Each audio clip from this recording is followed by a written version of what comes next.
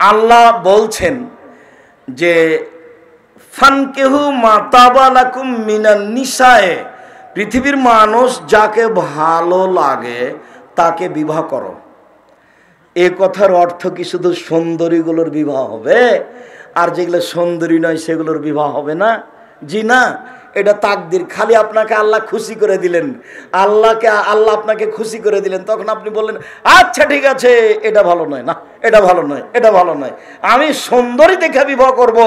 সুন্দরী দেখে বিবাহ করার সিদ্ধান্ত নিলেন, কিন্তু ঘুরতে ঘুরতে ঘুরতে ঘুরতে ঘুরতে যেটা তাকদিরে লেখা আছে সেটাই ঠিক। এটা যে আল্লাহ আপনাকে বললেন, খুশি করে দিলেন আল্লাহ আপনাকে, পৃথিবীর মানুষ যাকে ভালো লাগে বিবাহ করো, এটা খুশি করা হলো না? তখন তো আমি আর আপনি বলবো যে যেগুলো সুন্দরী নয় সেগুলো বাদ পড়ে যাবে, কিন্তু তাকদিরের কলকাতা ওপরে আছে। এখন ঘুরতে ঘুরতে বলছে আম্মা ও মেয়েটা সুন্দরী হলেও ওদের যেন বাড়ি ঘরটা কেমন লাগলো, আমাকে ভালো লাগলো না। আম্মা এই মেয়েটা সুন্দরী না হলো এদের সব সেট ভালো, আম্মা এটাই সিদ্ধান্ত নেন, তাই না? আম্মা এটাই সিদ্ধান্ত নেন। এ দেখেন হয়ে গেছে, কলকাতা ওপরে ঘুরছে, তার নাম তাকদীর। দুই, আল্লাহ বলছেন ফানকাহুন্না বেইজনে আহলিহিন্না ওয়াতুহুন্না উজুরাহুন্না, পৃথিবীর মানুষ মেয়েদেরকে বিবাহ করো বাপকে বলে, মোহর দিয়ে বিবাহ করো, চিরদিনের জন্য যৌতুক হারাম, চিরদিনের জন্য ফার্নিচার হারাম। যা খাটলা চৌকি বাক্স তোমার শ্বশুর দিয়েছে আগামীকাল সন্ধ্যা হতে হতে ফেরত দিতে হবে। আমি অন্য জায়গাতে বলেছি, সেই ভাষাগুলো তোমার কাছে আমি বলতে কষ্ট পাচ্ছি। আমি বলেছি ভিক্ষা করে খাও, চাঁপাইনবাবগঞ্জ ট্রেন স্টেশনে যাও, বাপ বেটা ভিক্ষা করো, যা পাবা এই দিয়ে ফার্নিচার কিনো, এই দিয়ে বিবাহ করো। শ্বশুরের কাছে ফার্নিচার লি না কেন? কেন নিবা? কেন নিবা? বাচ্চা হওয়ার সময় তো তোমাকে আমাটা ব্যবহার দিতে হবে, কেন? কেন মাছ দিতে হবে? কেন খাসি দিতে হবে? তুমি দিয়ে আসো, তুমি বাপের বেটা, বাপ বেটা ইনকাম করে বিবাহ করতে গেছো। আল্লাহ তো বলেছেন টাকা থাকলে বিবাহ করো। নবী বলছেন এক পৃথিবীর মানুষ, যুবক দল শোনো, যার টাকা আছে সে বিবাহ করবা। টাকা যদি না থাকে তাহলে রোজা থাকো, রোজা থেকে থেকে থেকে যৌবন ধ্বংস করে দাও, বিবাহ করিও না। বিবাহ করলে কি লাগবে? টাকা লাগবে। এই কথা মেয়ের বাপকেও আল্লাহ নবী বলেননি, আল্লাহ বলেননি, মেয়েকেও বলেননি। আল্লাহে, আল্লাহর কসম, আল্লাহর কসম, আমি আব্দুর রাজ্জাক বিন ইউসুফ আলহামদুলিল্লাহ কোরআন হাদিস মোটামুটি ভালোই বুঝি, আর আমি খুব দক্ষতার সাথে পড়ানোর চেষ্টা করি। একটা ক্লাসে যদি 500 ছাত্র থাকে, আমি যদি ক্লাসে ঢুকি, একটা ছেলে যদি আর একটা ছেলের গায়ে এভাবে হাত দিয়ে চিমটি কাটে, আমি শিক্ষকতাই করব না। আমি যতক্ষণ ক্লাসে থাকি ততক্ষণ ওটা কিয়ামতের মাঠ। এরপরেও আমি বলছি, আমি টুটা ফাটা যেটুকু কোরআন হাদিস বুঝি, তাতে মেয়ের বাপের 10টা টাকা খরচ হবে বিবাহের শুরু থেকে শেষ পর্যন্ত, এর কোনো প্রমাণ কোরআন হাদিসে নাই। এমনকি মনে হচ্ছে যে বরযাত্রী নিয়ে বিবাহ করতে গেছে, তো তোমার শ্বশুর লজ্জায় পড়ে 20টা বরযাত্রী আছে, 10টা ডুলি বিবি আছে, সবার জন্য খাবার রেডি করেছে। উচিত হবে বের হয়ে চলে আসার সময়তে, আব্বা আপনার তো কিছু খরচ হয়ে গেছে, 50,000 টাকা থাকলো আপনার কাছে। আমার এই কথা কি বুঝতে পেরেছেন? তার মানে খরচের কোনো পথঘাট মেয়ের বাপের বোঝা যায় না। আল্লাহর কসম, আমি আপনাদের কাছের মানুষ, বাড়ির মানুষ, আমি আপনার ছেলে, আপনার ভাতিজা, আপনার ভাই, আমি যেভাবে কোরআন হাদিস বুঝি, তাতে 1টা টাকা মেয়ের বাপের খরচ হবে এরকম কোনো কোরআন হাদিসে প্রমাণ করা যাবে না, বিধানের নাই। আর আমি যে কথা বললাম, এইভাবে উল্টে ধরার কোনো পথ নাই কিয়ামত পর্যন্ত। তো আল্লাহ নবী যে বললেন ফাতেমাকে, সালিনি মা শেতে, ফাতেমা তুমি যদি কিছু চাও তাহলে চাও, আমি তোমাকে দিব। বিচারের মাঠে আমি কোনো উপকার করতে পারবো না। এটা হলো বিবাহের অনেক দিন পরে। বিবাহের পরে সংসার দেখে মেয়ের বাপ জামাইকে বলতে পারে, আচ্ছা বাবা তোমার তো খুব সমস্যা, তুমি তো ভালো ব্যবসা বাণিজ্য করতে পারছো না, আমি না হয় তোমাকে 50,000 টাকা দিলাম, দেখো তো তুমি কিছু করতে পারো কিনা। সেটা ভিন্ন জিনিস। তুমি কোন সাহসে ফার্নিচার নিবা কেন? বলে আমার শ্বশুর খুশি হয়ে দিয়েছে। তোমার শ্বশুরকে ফকিরকে দিতে বলো তো ফার্নিচারটা, তোমার শ্বশুর ফকিরকে দিয়ে দেখ। বিশ্বাস করো, ভিক্ষা করা টাকা দিয়ে চাউল কিনে ভাত খেয়ে এবাদাত কবুল হবে। ভিক্ষা করা টাকা দিয়ে চাউল কিনে ভাত খেয়ে এবাদাত কবুল হবে। যৌতুকের টাকা দিয়ে চাউল কিনে ভাত খেয়ে এবাদাত কবুল হবে না। এই ফার্নিচার, এই খাট, এই খাটলা, এই চৌকি, এই বাক্স, এই আলমারি, এই শোকেজ সন্ধ্যা হতে হতে ফেরত দিতে হবে। এখানে কোনো জিনিস রাখা যাবে না। সব এগুলো অন্যায়ভাবে জুলুমভাবে এসেছে। আর জমি জায়গা বাপ মরার সাথে সাথে ভাগ করে দিতে হবে বোনেরাকে। যদি সেটা চাঁপায় নবাবগঞ্জ কোনো সমস্যা নেই, ওটা গায়ে বান্ধায়। যদি ভুলে বনে জমি জায়গা চাই বাপের, তাহলে তুই চলে যা বাড়ি থেকে, আর কোনোদিন আসবি না। এটা ভাই বলছে। বোনে কি বলেছে? বোনে বলেছে, ভাইয়া আব্বার মরা তো 10 বছর হয়ে গেল, তো আমাদের একটু জমি জায়গাগুলো দেও না, আমাদের কিছু একটু 2 শতক জমি দাও, নাহলে কিছু টাকা দাও। তখন বলছে মুখ খুলবি না, আর যদি কোনোদিন টাকা চাইস তাহলে এই বাড়িতে উঠতে পাবি না। অথচ আমি বক্তব্যে বলেছি যে 15 বিঘা জমি রেখে বাপ মারা গেছে, একটা ছেলে একটা মেয়ে, তো ছেলে নিবে 10 বিঘা আর মেয়ে নিবে 5 বিঘা। সকালে ছেলে নিবে, বিকালে মেয়ে নিবে, এর প্রমাণ নেই। কিভাবে নিবে? একসাথে নিবে। 5 মিনিট পরে নিতে হয়ে প্রমাণ করা যাবে না। যদিচ আমরা 2 ভাই, আমার ছোট ভাই বরিশাল মডেল কলেজের শিক্ষক, আমি এভাবে রাস্তাঘাটে ঘুরে বেড়াই ভবঘরা হয়ে, যেভাবে দেখছেন। তো আমার বাপকে মাটি দেওয়ার পরে জমি জায়গা ভাগ করে দিয়ে আমরা রাতে খাওয়া দাওয়া করেছি। যদিচ আমি জমি একটু চিনি, আমার ছোট ভাই চিনেই না, আজও নয়। ওই বোনের স্বামীরাই করে খাই, ওটা না কোনো হিসাব করি না। আমার মাও আমাদের হিসাব করাটা ভালোবাসত না বলে আমার মনে হচ্ছে। আমরা একটু বললে আমার মা মনে হয় যে একটু কষ্ট পেত, তা আমরা কিছুই বলতাম না, যাকগে। তা আমার মা চলে গেছেন, প্রায় বছর পার হয়ে গেল, তা আমরা এ নিয়ে কিছু বলি না, আমরা কিছু বলতেই যায় না। দেখা যাক, মা যেভাবে ভালোবাসছিল সেটাই থাক। একটু কিছু বললে মনে হতো মা মনে হয় কষ্ট পাচ্ছে, এরকম একটা ভাব মনে হতো।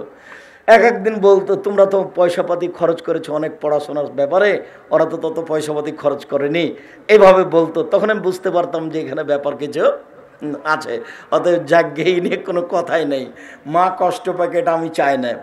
কারণ আমার খুব ধারণা কাজ করতো যে মার কথা আমি মেনে চলবো।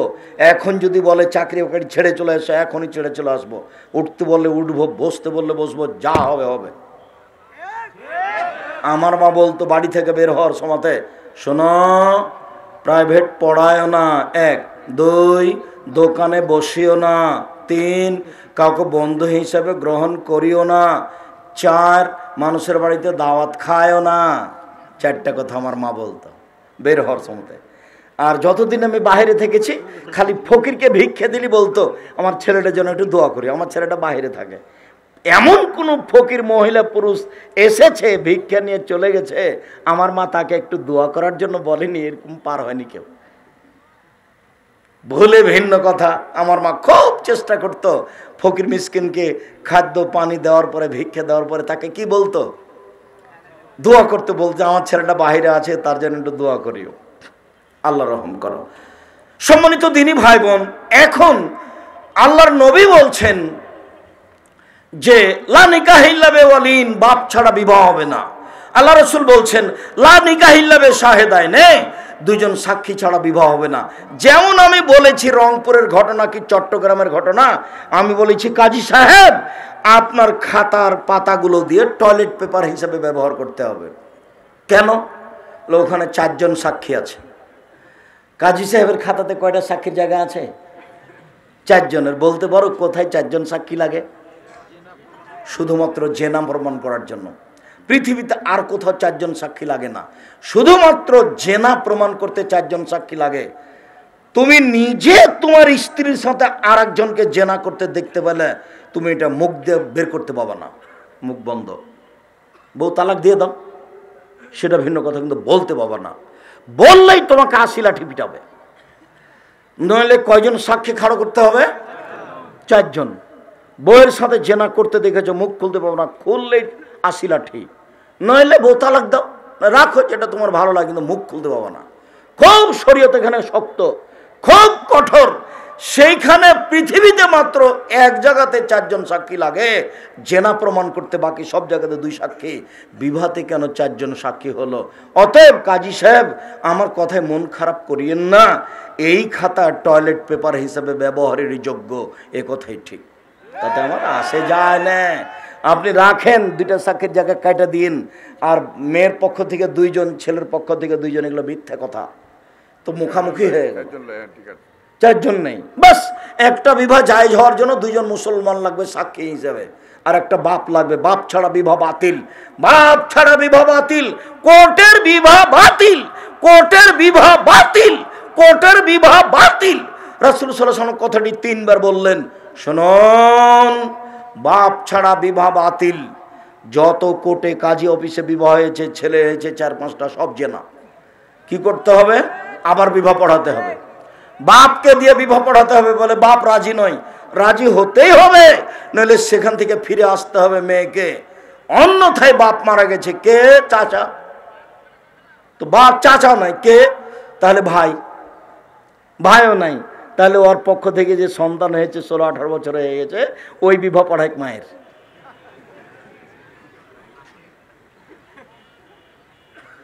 মানে অভিভাবক ছাড়া কেউ বিবাহ পড়াতে পারবে না। চাঁপাইনবাবগঞ্জে উকিল বিবাহ লাগে, উকিল লাগে। উকিল শব্দটাই হারাম বিবাহের মাঠে। আবার চট্টগ্রামে উকিল বাপ, সেদিন থেকে আর নিজের বাপ বাপ নয়, সে বাপের চেয়ে বেশি সম্মান করে চট্টগ্রামে। সেদিন থেকে মেয়েটা ওই উকিল বাপটাকে বাপ বলে ডাকবে, আর ওরই বাড়িতে খেতে যাবে। এই বাপ আবার জিম্মেদারিতে মেয়েকে নিয়ে আসবে বেটির বাড়ি। অবাক কথা, উল্টে গেছে ধর্ম।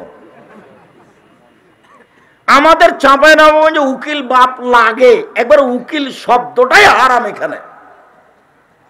আর বাপের উপস্থিতিতে ওর বড় চাচা উকিল হতে পাবে না, ওর দাদা উকিল হতে পাবে না, কেউ হতে পাবে না। ওর বাপকে উকিল হতে হবে। যদি চাচাকে নিয়ে আসে এখানে, তাহলে বাপকে আগে মরতে হবে, তারপরে। যদি এখানে দাদা আসতে চায়, ঢুকতে চায়, তাহলে বাপকে আগে মরতে হবে, তারপরে দাদা। এটাই শরীয়ত। সম্মানিত দিনী ভাই বোন, এখানে আরো জরুরি কথা যে চাঁপাইনবাবগঞ্জ জেলাতে বিবাহের নিয়ম নীতিতে 1 নম্বর হচ্ছে মেয়েকে দেখতে যাওয়া। সবাই মিলে মেয়েকে দেখতে যাওয়া হারাম। শুধুমাত্র ছেলে দেখতে পাবে। অতিরিক্ত মনে করলে ছেলে তার মা, খালা, ফুফুকে সাথে নিতে পারে। বন্ধু বান্ধব, বাপ, চাচা, কেউ সে মেয়েকে দেখতে পারে না, চিরদিনের জন্য হারাম। দেখতে গিয়ে টাকা পয়সা, সয়না, গয়নাগাঁঠি, আংটি কিছুই দিতে পাবে না, সব কিছু দেওয়া হারাম। এরপরে বিবাহকে মেয়েকে বায়না করা, বায়না প্রথা এখন কিছুটা উঠেছে, আগে ছিল। সবাই মিলে মেয়ের বাপের বাড়িতে ভালো মানের খাওয়া দাওয়া করত, টাকা পয়সা দিত। সন্ধ্যার দিকে সবাই মিলে 2-3, 500, 2000, 5000 টাকা মেয়েটাকে গুনতে দিত। মেয়েটা সবার সামনে আসতো, এসে টাকাটা গুনে দেখাতো, সবাই পরীক্ষা করতো মেয়েটা নেওয়া যাবে কিনা, বায়না করা হয়ে গেছে। এই প্রথা হারাম, বায়না প্রথায় হারাম।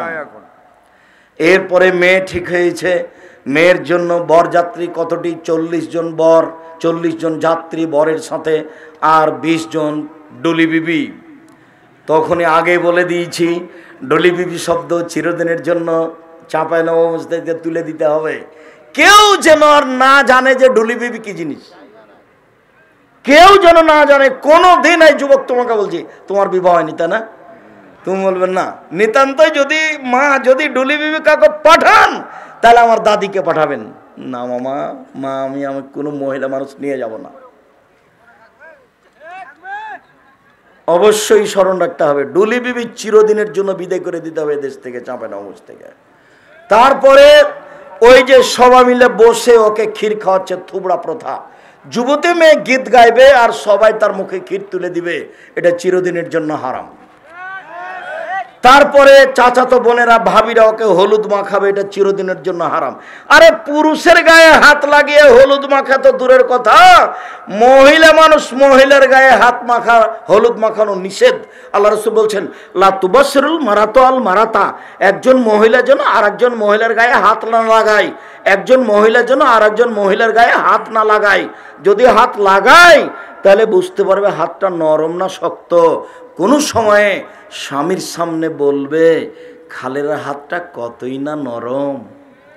কোনো সময় স্বামীর সামনে বলবে খালেদার মাথার চুলগুলো কিনা লম্বা লম্বা, পাঞ্জার পাঞ্জা, তখন তার স্বামী অন্তরের চোখে তাকে দেখবে এইটা হারাম। হাদিস বুখারী মুসলিম, এই কথা মুহাম্মদ সাল্লাল্লাহু আলাইহি ওয়াসাল্লাম বলেন। দেখেছো বিষয়টা কত সূক্ষ্ম। আব্দুল্লাহ বক্তব্য দিল লাতিফ কাকে বলে, লাতিফ। তা আমিও বুঝতে পারছিলাম না, খুব কানটা খাড়ো করেছিলাম। মানুষজন চলে আসলো, শাকুর বুঝতে পারিনি কি যে বলেছে। তো লাতিফ কত সূক্ষ্ম বিষয়টা, কত সূক্ষ্ম যে একজন মহিলা আর একজন মহিলার গায়ে যদি হাত এভাবে লাগায় তো তার হাতটা নরম না শক্ত বুঝতে পারবে। তো কোনো সময় যদি স্বামীর সাথে গল্প করে যে তার হাতটা খুব নরম, তো গল্পটা যে করলো তখন ওর স্বামী ওই মহিলাটাকে অন্তরের চোখে দেখতে পাবে এইটা হারাম। দেখেছেন ঘটনাটা কত দূর। অথচ আমাদের দেশের কত নোংরা নীতি, যে নতুন বউকে সারাদিন বাড়ির মহিলা পুরুষ দেখতে আসছে। মারা গেছে একটা মানুষ, সারাদিন মহিলা পুরুষ সেই লোকটাকে দেখতে আসছে। আরে পুরুষ মানুষ মারা গেছে, তাকে দেখতে যাচ্ছ কেন এইভাবে? তাকে নিয়ে এত হইচই কেন? সৌদি আরবে দুইটা জিনিস কোনো হইচই নাই। লোক মারা গেছে মাটি দিয়ে দাও, কোনো কথা নেই। বিবাহ করতে চাচ্ছে বিবাহ করুক, কোনো কথা নেই। তালাক দিতে চাচ্ছে, কোনো কথা নেই, তালাক দিয়ে দিক। বাংলাদেশে তালাক দেওয়া মানে ওকে জেলে যেতে হবে। এবারে কালকে দুইজন মিলে সংসার করেছে রাতে, আজকে তালাক হয়ে গেছে, জেলে দুইজনে দুই দিকে দাঁড়িয়ে আছে। এতে এজলাসে কাঠগড়ায় দাঁড়িয়ে আছে জজের সামনে। আমিও দাঁড়িয়েছি জজের সামনে কাঠগড়ায়। কোথায় বলো তো? সুন্দর সুনামগঞ্জ, সিলেট সুনামগঞ্জ। যখন আমি দাঁড়ালাম তখন জজ আমাকে বলছে, আব্দুর রাজ্জাক সাহেব আপনি এখানে কেন এসেছেন তা আমি বলতে পারছি না, তবে আপনার মামলা নিয়ে আমার কোনো কথা নেই। মামলার নথিটা এইভাবে নথিটা উল্টিয়ে দিয়ে বলছে আপনার সাথে আমার কিছু কথা আছে। তো 14 মিনিট কথা বলল, তারপরে বলল যে আপনার মঞ্জুর কি ওটাকে জামিন মঞ্জুর করা হলো।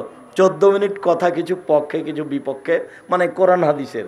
তাতে বুঝলাম লোকটা তাবলিগ করতো, তাই কোনো কোনো জায়গাতে আমার উপরে ক্ষেপে আছে, এটা আমি বুঝলাম। আর যেদিন আমি সিলেট কোর্টে দাঁড়ালাম তখন জজ আমাকে বলছে যে আপনি কি পিস টিভির আলোচক? আব্দুর রাজ্জাক বিন ইউসুফ, জি আমি পিস টিভির আলোচক। তখন বলছে আপনার মামলাটা আমি খারিজ করে দিলাম। ওর ওই দিনই শেষ। তো সিলেটেরটা ছিল 5,000 কোটি টাকা, আর সুনামগঞ্জেরটা ছিল 1,000 কোটি টাকা। 1,000 কোটি টাকা দিতে হবে। অপরাধ আমি বলেছি কবি নজরুল ইসলাম ভুল বলেছেন। কি বলেছি? কবি নজরুল ইসলাম ভুল বলেছেন, এই কথা ঠিক নয়। কবি নজরুল ইসলাম কি বলেছেন? কবি নজরুল ইসলাম বলেছেন মসজিদের পাশে কবর দিও ভাই, যাতে করে মসজিদের আজান শুনতে পাই, তাহলে এই গুনাহগার কবর আজাব হতে পাইবে রেহাই। তখন আমি বলেছি যে মসজিদের পাশে কেন? কারো বাপের কবর যদি কাবা ঘরের নিচে হয় তবে রক্ষা হবে না, বিচার হবে কর্ম দিয়ে। বিচার কি দিয়ে হবে? কর্ম দিয়ে। তো আমি এখন কবি নজরুল ইসলামের মানের হানি করেছি, এ হলো মামলা। আর যখন বলেছে ওমা তোমার আকাশ তোমার বাতাস, তখন তোর বাপের আকাশ। আমরা তো আর বুঝতে পারিনি। ও বারবার বলছে কালিমাকে। ও কাকে বলছে? কালিমাকে। ও কালিমা তোমার আকাশ তোমার বাতাস, এভাবে ও বলছে। তো কালিমার কি আকাশ বাতাস? আল্লাহর। তো এই কথাটা বলাতে কবি নজরুল ঠাকুরের অপমান করা হয়েছে, এ হলো মামলা। আল্লাহ রহম করো।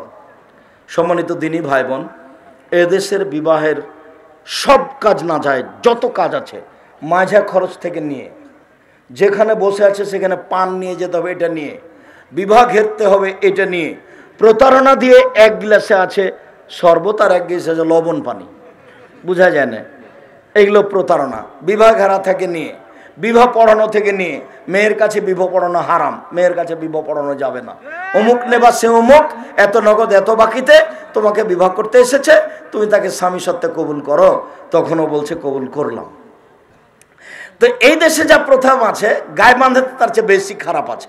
গায়ে বাঁধাতে গিয়ে 15-16 জন যায় মেয়েটার ওখানে, ওখানে গিয়ে এভাবে বলে। তারপর বলা শেষ হলে যেখানে বর বসে আছে এখানে আসে, এসে সবাই দাঁড়িয়ে থাকে। তখন বরের সাথে লোকগুলো বলে আপনারা কে? তখন ওরা বলে আমরা এ ভাইয়ের উকিল। মেয়ে কবুল করেছে? জি করেছে। আপনারা শুনেছেন? জি শুনেছি। তাহলে আপনারা বসেন। তখন বসে, তার আগে বসতে পাবে না, মনে হচ্ছে পাগলামি কারবার, হিন্দুদের বিবাহ লেগেছে কলার গাছের চতুর্দিকে ঘুরে, ধর্ম পাগল হয়ে গেছে। धर्म राजशाही चापे नवाबगंज हवाई लड्डू, दोनों हाथ में लड्डू है, जो चाहे उसको खा ले, जो चाहे उसको छोड़ दे। भूल हिसाब चापे नवाबगंज और देवीनगर मौलाना नामटा আমি এখন স্মরণে আসতে পারছি না, রামাজান মুলবি বিবাহ পড়ানোর সাথে সাথে বলছে উঠে, এই 2 রাকাত সুন্নাত পড়ো। ও 2 রাকাত সুন্নাত পড়া বিদআত। উঠে পড়ানোর সাথে সাথে বলছে আপনাদেরকে অলিমার দাওয়াত দিলাম। অলিমার দাওয়াত শব্দটাই না যায় হারাম। আরে বাসরাতের পরে অলিমা। অলিমা কখন?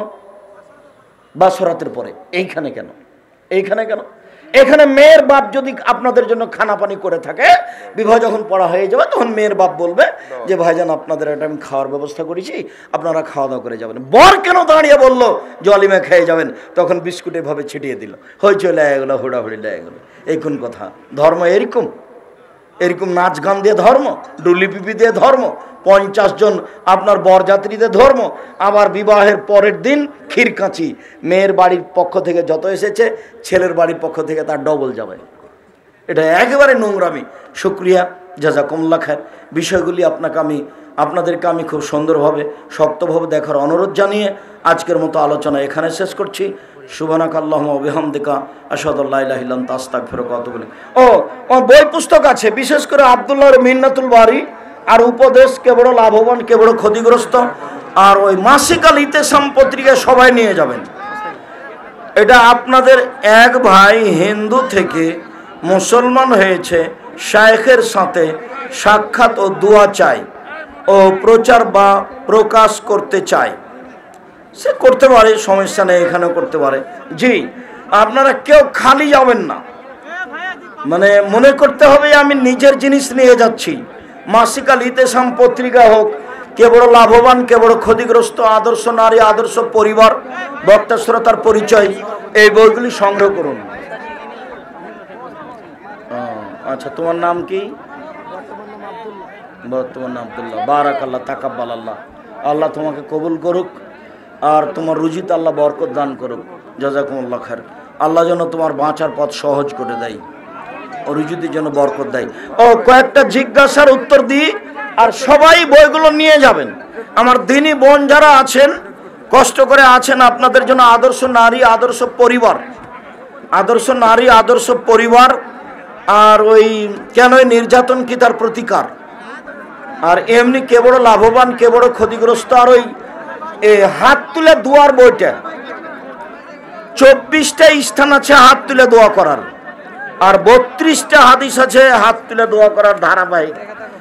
সবাই মিলে হাত তুলে দোয়া করা বেদাত, হাত তুলে দোয়া করা ব্যক্তিগত ব্যাপার।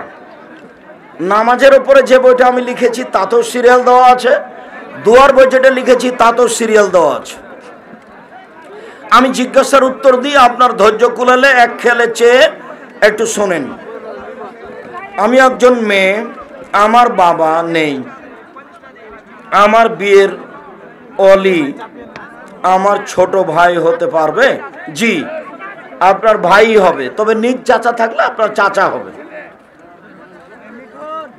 এক বক্তা বলেছে আব্দুল্লাহ বিন আব্দুর রাজ্জাক ভাই নাকি দেওবন্দি পরিচয় বেচে খান, দেওবন্দি পরিচয় বেচে খায় নাকি, বেচে খান।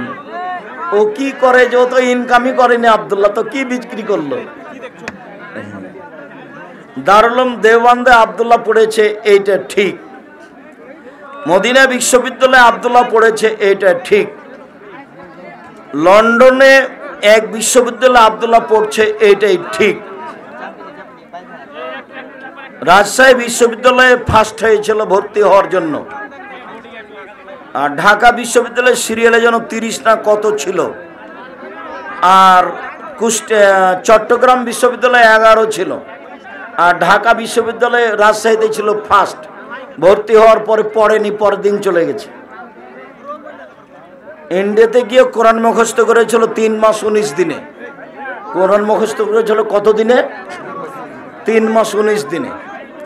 আব্দুল্লাহর ব্যাপারে কোনো কথা বললে হিংসা দিয়ে বলিও না, নাহলে তুমি কষ্ট পাবা। আব্দুল্লাহ তোমাদের সম্পদ, চাঁপাইনবাবগঞ্জ সম্পদ, জাতীয় সম্পদ।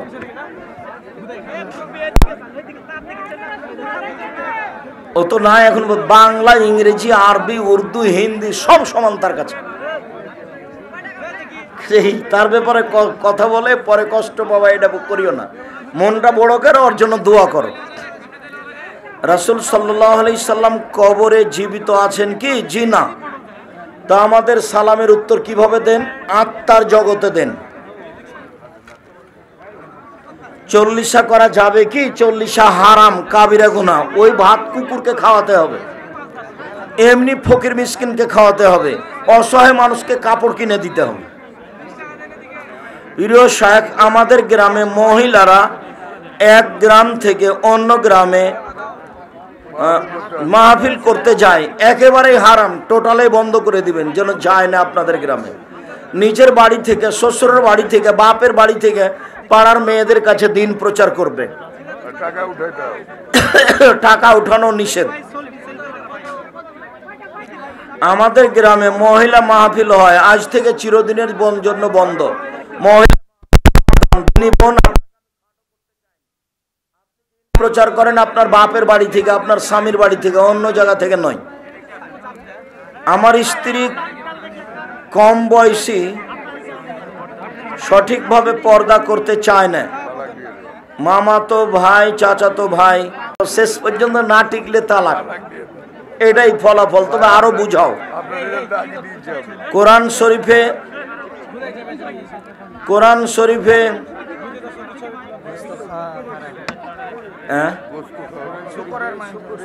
শুকরের গোশত খাওয়া হারাম করা হয়েছে, কিন্তু তার চামড়া ব্যবহার করা যাবে কি? যাবে না।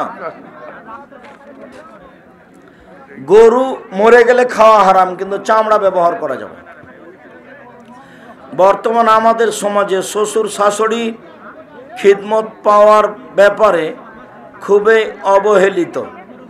কিন্তু দুঃখের বিষয়, কোনো এক মহিলা মাহফিলের আলোচক, এক ভদ্র মহিলা ফতোয়া দিয়েছে স্বামীর পিতা মাতার সেবা করা বাধ্যবাধকতা নেই। ভুল বলেছে, শ্বশুর শাশুড়ির সেবা করতে হবে, বুখারী মুসলিমের হাদিস।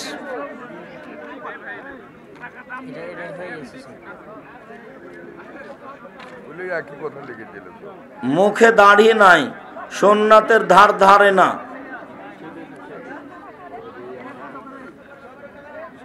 যারা 10 লক্ষ 20 লক্ষ টাকা দিয়ে চাকরি নেই, তাদের চাকরি বৈধ নয়, রুজি উপার্জন হারাম। ফরজ সালাতের পর তাসবিহ কোন হাতে গণনা করতে হবে? ডান হাতে।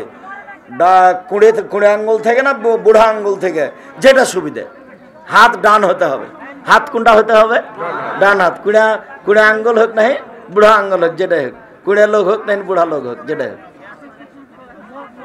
ফরজ সালাতের পর তাসবিহ কোন কোরআন তেলাওয়াতের সময়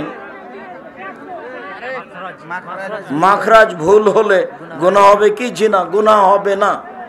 যারা কোন রকম করে ছেঁচড়া মেছড়া করে পড়ে, ওদের ডবল নেকি হবে। হাদিস বুখারী মুসলিম। শিখছে কোন রকম করে ছেঁচড়া মেছড়া করে পড়ছে, আর ডবল নেকি। হাদিস বুখারী মুসলিম। উনি বুঝতে পারেননি, যিনি বলেছেন যে গুনাহ হবে। আবার ওনার আর একটা কথা আছে যে কোরআন বুঝে না পড়লে গুনাহ হবে। হ্যাঁ, ওই নিজেই বুঝে না। যারা বড় বড় তাফসির কারক, তারাই কোরআন ভালো করে বুঝতে পারেনি, তো এ আবার কে? তারা যেটুকু বুঝেছে সেটুকু লিখেছে।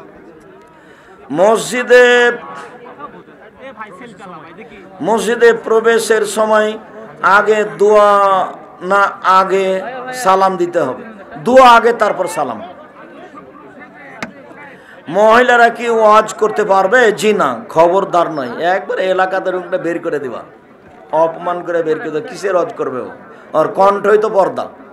মানুষ সামনে চিল্লে কথা বলবে, মানে কোন সাহসে বলবে? খবরদার, চামাইটে কোনো মহিলা যেন এই কাজ করতে না যায়। আর আমি বলেছি, মহিলা মানুষ, আপনি আমাদের সাথে পরামর্শ করেন, ভালো হবে ইনশাআল্লাহ।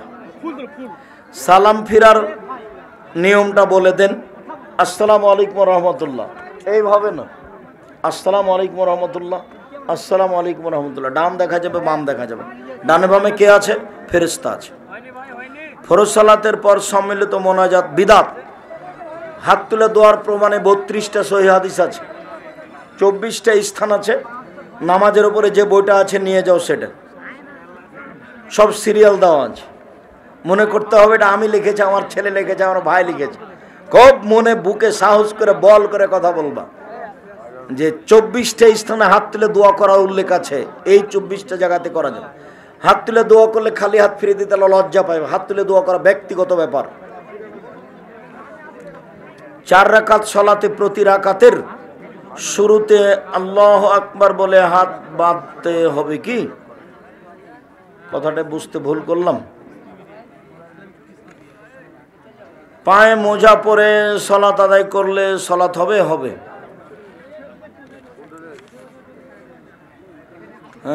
ঈদের মাঠে গিয়ে একজন আরেকজনকে দেখে ঈদ মুবারক বলা যাবে না, বিদাত। ঈদ মুবারক বলা যাবে না, বলতে হবে তাকাব্বাল আল্লাহু মিন্নি ওয়া মিনকা। দোয়া এটা। ঈদ মুবারক বেদাত। ঈদের মাঠে কোলাকুলিও বেদাত।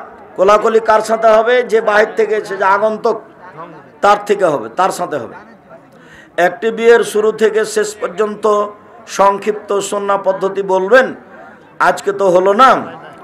আগে কোরআন মাজিদ পড়বে, 3টা আয়াত, হামদ পড়বে, তারপর 3টা আয়াত পড়ার পরে বলবে আমার মেয়ে খালেদা এত নগদ এত বাকিতে তোমার সাথে বিবাহ বন্ধনে আবদ্ধ হতে রাজি, তুমি তাকে স্ত্রী হিসেবে কবুল করো। ও তখন বলবে কাবিল তো, বুখারীর হাদিস। গুরুত্বপূর্ণ কথা 3 বার বলতে হয়, কাজে ও 3 বার বলবে। 1 রাকাত বিতর নামাজ পড়লে কয়টা সূরা পড়তে হয়? একটাই, সূরা ফাতিহার অন্য সূরা একটা। আল্লাহ তাআলা 100টা পড়তে পারা যায়, কোনো সমস্যা নেই। আল্লাহ তাআলা পুরুষ নবী পাঠিয়েছেন কিন্তু মহিলা নবী পাঠাননি কেন? সে উত্তর তুমি নবীকে জিজ্ঞাসা করো, জিবরাইলকে বলো। আল্লাহর এটাই বিধান। পাগলামি কথার কোনো দাম আছে? আল্লাহর এটাই বিধান। মহিলা মানুষকে দিয়ে তিনি দিন প্রচার নেননি আল্লাহ, বাস। যার কারণে কোনো মহিলা মানুষকে নবী করেননি। নবী করলে কত দামি দামি মহিলা, আয়েশা, খাদিজা, মারিয়াম, ফেরাউনের স্ত্রী আসিয়া। সেহরি রান্না করার জন্য কি আজান দিতে হবে? সেহরি রান্নার জন্য নয়, তাহাজ্জুদ এবং সাহারি দুটা নিয়ে। সেহরি নয়, সাহারি। সাহারি এবং তাহাজ্জুদ দুটার সমন্বয়ে আজান, একটার সাথে খাস করলে বেদাত হবে। ফরজ গোসলের অজুতে সালাত আদায় করা যাবে? জি। ফরজ গোসলের জন্য অজু করলে এখন গোসলখানায় ঢুকে ভালো করে শরীর হাত অঙ্গ প্রত্যঙ্গ ভালো করে কচলিয়ে ধুয়ে মুছে আপনি নতুন একটা শুকা কাপড় পরে সালাত আদায় করেন, কোনো সমস্যা নাই। তো স্ত্রীলিঙ্গ পুরুষলিঙ্গ হাত লাগলো, যে হাত লাগলে অজু নষ্ট হয় না, উত্তেজনা সহকারে লাগলে অজু নষ্ট হয়। প্রথম রাকাতে ইমাম আর একজন মাত্র মুসল্লি নামাজ আদায় করেছে, পরে আরও মুসল্লি আসছে, তখন ইমাম কি মেহরাবে যাবে? না, ইমাম ওখানে থাকবে। ডানে তো আছে একজন, বামে এসে দুইজনকে পিছে করে দেবে। না, ও দাঁড়াবে না, বামে আসলে ওকে টেনে নিতে হবে, পিছনে দুদিকে ঠেলে দিতে হবে দাঁড়িয়ে গেলে। আর যদি পিছনে জায়গা না থাকে তখন ইমাম আগে চলে। ও সুন্নাত হলো যে তবু একসাথে থাকতে পাবে না 3 জন। কোন জায়গাতে হুজুর বলেছে আগের লোক যে থাকবে ওকে টেনে পিছা দিকে নিয়ে আসতে হবে। ঠিক বলেছে। আর কোন জায়গাতে আমি আরেক জায়গায় গেছিলাম বক্তব্য শুনতে, সেখানে বলেছে যে তাকে টানা যাবে না, একাই দাঁড়াতে হবে। না, তুমি ভুল বুঝেছো। যখন কাতারে দাঁড়ানোর কোনো সুযোগ নাই, পূর্ণ হয়ে আছে, তখন একাই দাঁড়াবে। কোন বক্তা বলেছে এটা আমি বলতে পারবো না। যাক, আমি মনে হচ্ছে তোমার বিবরণে মনে হচ্ছে ভুল হচ্ছে। তার মানে কাতারে কোনো জায়গা নাই, আমি একাই এসেছি এখন, তখন আমি কি করব? আমি এখন একাই দাঁড়িয়ে যাব। আর এখন যেটা জিজ্ঞাসা সেটা হলো ইমাম সালাত আদায় করছেন, একজন মুসল্লি তার ডান দিকে দাঁড়িয়ে আছে, তাহলে আছে কয়জন? 2 জন। এখন আরেকজন আসলো, এখন কি হবে? না, বাম দিকে দাঁড়াবে না, এটা সুন্নাত নয়। এখন যে ডান দিকে আছে ওকে টেনে পিছনে নিয়ে চলে যাবে, এটা সুন্নাত। হাদিস বুখারী মুসলিম। এটা বলেছে যে লাইন পূরণ যদি থাকে, যদি যাক, ওটা আর বলতে হবে না। আমারটা বুঝেছো কি? আমারটা বুঝে থাকলে এটাই চূড়ান্ত ইনশাআল্লাহ। প্রথম রাকাতে ইমাম আর একজন মাত্র মুসলিম। এত ছোট লেখাপড়া যাবে না।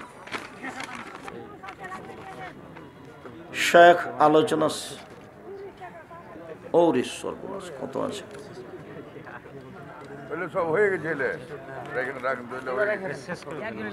শুকরিয়া, জাযাকুমুল্লাহ খায়র। আল্লাহ আমাদের যারা মারা গেছে তুমি তাদের কবরের শাস্তি মাফ করো। আমরা যারা অসুস্থ তুমি তাদের আরোগ্য দান করো। যারা আমরা বেঁচে আছি তুমি তাদেরকে তোমার রাসূলের পদ্ধতি অনুযায়ী চলার তৌফিক দান করো। আমরা আজকে যেসব গুরুত্বপূর্ণ কথাগুলি শুনছিলাম সেগুলি মেনে চলার তৌফিক দান করো। তোমার দরবারে জোরালো দাবি ও দোয়া রেখে আজকের আলোচনা এখানে শেষ করলাম। সুবহানাকা আল্লাহুম্মা ওয়া বিহামদিকা আশহাদু আল্লা ইলাহা ইল্লা আনতা আস্তাগফিরুকা ওয়া আতুবু ইলাইক। সম্মানিত দিনী ভাই বোন, বইগুলি সবাই নিয়ে যাবেন। আর 22-23 ডিসেম্বরে